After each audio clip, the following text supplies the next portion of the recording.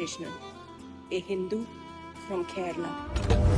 Tell me, when exactly you joined ISIS? नमस्कार दोस्तों, the Kerala story एक फिल्म जो आज से करीब 20 दिन पहले रिलीज हुई थी और अभी तक ये फिल्म 200 करोड़ रुपए से ज्यादा की कमाई कर चुकी है। ये फिल्म जितनी ज्यादा फेमस होती जा रही है उतना ही ज्यादा बवाल इस फिल्म को लेकर पूरे देश में हो रहा है। बवाल का मेन रीजन इस फिल्म में दिखाई गई कहानी है। इस कहानी में हिंदू वर्सेस मुस्लिम एक फैक्टर देखने को मिलता है। कोई भी ये फिल्म देखकर यही कहेगा। इस फिल्म में उन्होंने 32,000 महिलाओं के केरला से मिसिंग होने और उनका इस्लाम में कन्वर्जन कराकर आईसिस ज्वाइन कराकर यमन और सीरिया भेजने की बात बताई है। हालांकि ये बात अभी तक क्लियरली प्रूफ नहीं हो पाई है। तो क्या है इन 32,000 महिलाओं के कन्वर्जन का मामला और जो कहानी इस फिल्म में दिखाई गई है कितनी सच्चाई है उसमें, आइए जानने की कोशिश करते हैं आज के इस वीडियो में। द केरला स्टोरी स्टोरी निकलते हो गई थी, बोलो मीडिया वाले ने सबसे पहले आपने देखी विवादित फिल्म द केरल स्टोरी हुई द केरला स्टोरी नाम से, जिस पर बड़ी चर्चा हो रही है। आतंकी साजिश पर बनी फिल्म केरला स्टोरी। ये केरला स्टोरी की इन दिनों काफी चर्चा है। इस फिल्म के डायरेक्टर सुदीप्तो सेन से जब इस फिल्म की कहानी के बारे में बात की गई तब उन्होंने बताया कि उन्होंने इस फिल्म पर काफ़ी रिसर्च की है और इस फिल्म में बताई गई एक एक बात बिल्कुल सच है। मैं विक्टिम से भी मिली हूँ एंड सुदीप्तो सर ने 7 साल से रिसर्च किया है ये सब्जेक्ट पे। So he has put all his proof for us. और जब उनसे 32,000 महिलाओं के सोर्स के बारे में पूछा गया तब उन्होंने केरला के फॉर्मर सीएम ओमन चांडी के असेंबली में दिए गए एक स्टेटमेंट के बारे में बताया। तो दोस्तों, सबसे पहले केरला के फॉर्मर चीफ मिनिस्टर ओमन चांडी के उस स्टेटमेंट के बारे में बात करते हैं जिसमें उन्होंने महिलाओं के इस्लाम में कन्वर्जन कराने की बात कही थी। और जब मैंने इसके बारे में रिसर्च की तो फैक्ट्स ये निकलकर सामने आए कि चांडी ने 2012 में केरला की असेंबली में एक स्टेटमेंट दिया था जिसमें उन्होंने 2667 एक फिक्स नंबर के बारे में बताया था। चांडी के अकॉर्डिंग 2006 से लेकर 2012 तक केरला में 2667 महिलाओं का इस्लाम में कन्वर्जन कराया जा चुका था। इसमें कुछ महिलाओं को भी मेंशन किया गया था जिन्होंने अपने रिलीजन को छोड़कर इस्लाम को अपनाया था। इसमें 20 साल की एक हिंदू लड़की और 31 साल की एक क्रिश्चियन हाउसवाइफ के बारे में भी मेंशन है। असेंबली में ही जब सीपीआई की एक लेजिस्लेटर के लतिका ने इन नंबर्स के बारे में सवाल उठाया तब सीएम चांडी ने रिटन में एक आंसर स्टेट लेजिस्लेटिव को दिया था जिसमें 2006 से लेकर 2012 तक टोटल 7,713 लोगों के इस्लाम में कन्वर्ट कराए जाने की बात मेंशन है। याद रखिएगा, इसके पहले जो 2667 वाला नंबर मैंने दिया था वो केवल महिलाओं के लिए मेंशन था और इन महिलाओं में भी 2195 हिंदू थी और 492 क्रिश्चियंस, मतलब कि हर एक के लिए एक फिक्स्ड नंबर स्ट्रांगली मेंशन किया गया था। और ये सारी इंफॉर्मेशन उन्होंने रिटन में केरला असेंबली को दी थी। हालांकि चांडी ने यह भी कहा था कि हम अपने स्टेट में फोर्सफुली एक भी कन्वर्जन नहीं होने देंगे और ऐसा अभी तक एक भी केस देखने को भी नहीं मिला। और उन्होंने लव जिहाद की बात को भी बेसलेस बताया। लव जिहाद एक बड़ी कंस्पिरेसी थियरी। पूरा कॉन्सेप्ट ही फेक है, झूठा है और प्रोपेगेंडा है। लव जिहाद ये वर्ड भी सबसे पहले केरला में ही सुनने को मिला था। इससे पहले मैंने जिस 20 साल की हिंदू लड़की का जिक्र किया था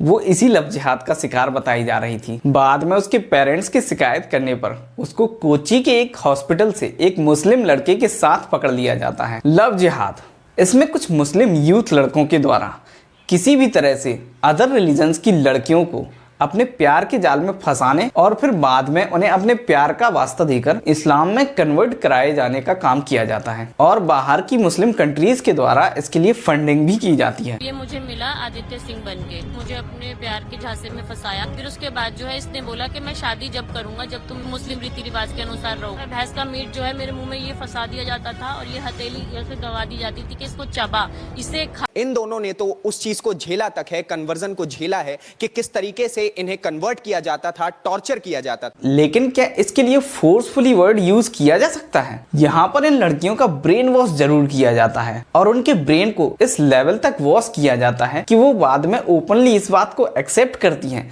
कि ये सब वो अपनी मर्जी से कर रही हैं। तब फिर जबरदस्ती वाला वर्ड तो यहाँ पर खत्म ही हो जाता है। जरा इनको सुनिए कितनी ब्रेन वॉश्ड हो जाती हैं ये महिलाएं।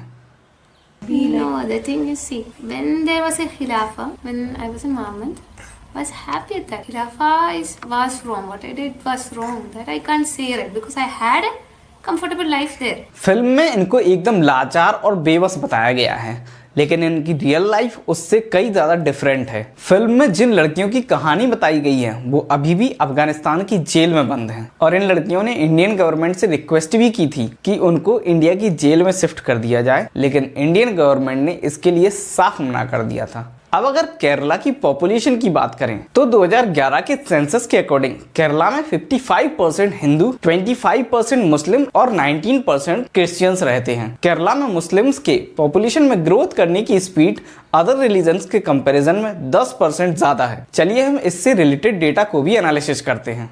अगर रिकॉर्ड्स की बात करें तो केरला में अदर रिलीजन्स के कंपैरिजन में मुस्लिम्स 10% तेजी से ग्रोथ कर रहे हैं। ये तो हुई केरला की बात। अब बात करते हैं कुछ अदर स्टेट्स की। तो यूपी, हरियाणा, दिल्ली, महाराष्ट्र और आंध्र प्रदेश, इन सभी राज्यों में भी मुस्लिम्स की पॉपुलेशन अदर रिलीजन्स के कंपैरिजन में बहुत ही स्पीड से बढ़ रही है। और अगर पूरे इंडिया की बात करें तो 2011 के सेंसस के अकॉर्डिंग हिंदू कम्युनिटी में 16.8% की ग्रोथ हुई थी और इसके कंपैरिजन में मुस्लिम कम्युनिटी में 24.6% की ग्रोथ हुई थी, जो कि हिंदू कम्युनिटी की ग्रोथ से काफी ज्यादा आगे है। तो मेरे कहने का मतलब ये है दोस्तों कि अकेले केरला में ही नहीं बल्कि पूरे इंडिया में मुस्लिम्स बहुत ही तेजी से अपनी पॉपुलेशन में ग्रोथ कर रहे हैं। तब क्या यहाँ भी कन्वर्जेंस हो रहे हैं? और अगर ऐसा है तब फिर तो हर एक स्टेट पर और पूरे इंडिया पर भी एक फिल्म यहाँ पर भी बननी चाहिए, लेकिन फिल्म बनाई गई केवल केरला पर, क्योंकि आजादी के बाद से अभी तक जितने भी इलेक्शन केरला में हुए हैं बीजेपी अभी तक एक भी बार जीतकर सत्ता में नहीं आ पाई है।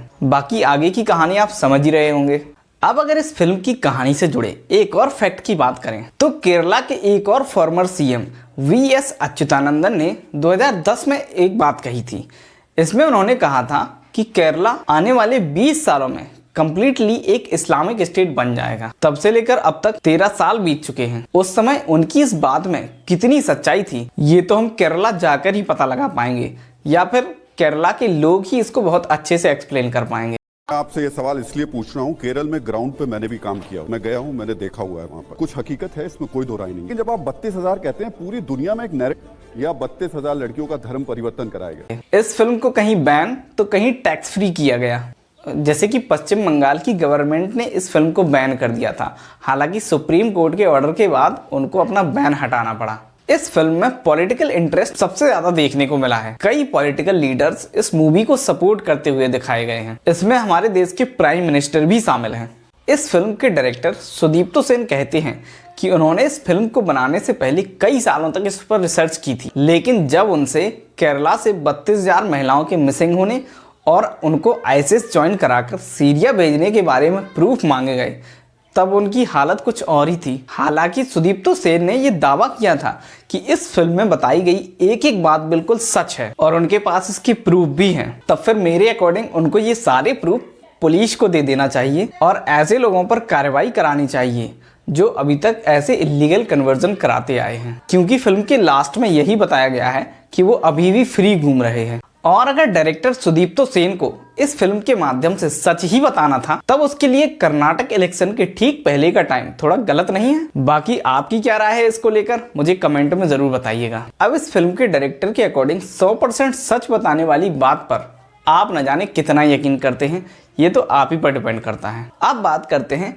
कि इस फिल्म से सबसे ज्यादा फायदा किस किस को होने वाला है। तो इस फिल्म के डायरेक्टर सुदीप्तो सेन तो फायदा ले ही चुके हैं। अब आपकी नजर में और किस किस को फायदा हो सकता है इस फिल्म से, ये मुझे कमेंट में जरूर बताइएगा। द केरला स्टोरी फिल्म से जुड़ी और कोई भी बात अगर आपके दिमाग में है या उससे जुड़ी कोई भी रिसर्च आपके दिमाग में है तो उसको मेरे साथ जरूर शेयर कीजिएगा। इस मूवी के बारे में आपकी क्या राय है मुझे कमेंट में जरूर बताइएगा। और अगर वीडियो अच्छा लगा हो तो इसको लाइक और शेयर जरूर कीजिएगा। और इसी तरह के कुछ और फैक्ट्स बेस्ड वीडियोस देखने के लिए चैनल को सब्सक्राइब जरूर कीजिएगा। धन्यवाद दोस्तों।